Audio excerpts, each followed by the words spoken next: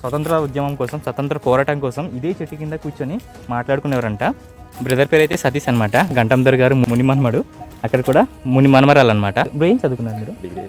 Degree అయిపోయింది మన బ్రోది. Hotel management అంతా అయిపోయింది. సో ఊర్లో చక్కగా వ్యవసాయం చేసుకుంటున్నారు. వ్యవసాయం కూడా ప్రజెంట్ అంతంత మాత్రమే. వీళ్ళతో కలిసినందుకు నాకు చాలా ఆనందంగా ఉంది. రాత్రి నాకు సతీష్ బ్రో అయితే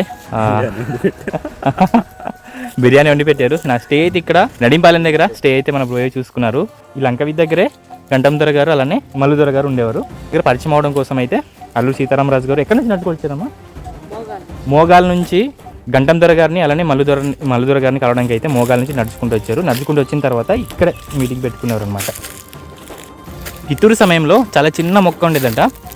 మనకు రంపా పితూరు జరిగింది కదా, ఆ టైంలో అయితే చిన్న మొక్క ఉండేది, రావి చెట్టు. ఆ రావి చెట్టు కిందనే మనం ఉన్నాము. ఇదే రావి చెట్టు దగ్గర గంటందొర గారు అలాగే మల్లుదొర గారు వాళ్ళ సైన్యం వచ్చేసి సీతారామరాజు గారు ఇదే చెట్టు కింద కూర్చొని మాట్లాడుకునేవారంట. ఇది ఒకప్పుడు ఊరుండేది ఇక్కడ. ఇదంతా ఇప్పుడు జీడి తోట వేస్తారు. పేరు అయితే మర్చిపోయాను. దారమల్లీశ్వరి అమ్మగారి పేరు. ఈ అమ్మగారు నాకు ఇక్కడ చూపించింది అనమాట. గంటందొర గారి ముని మనమరాలు నాకు చేస్తే ఈ చెట్టుని చూపించారు.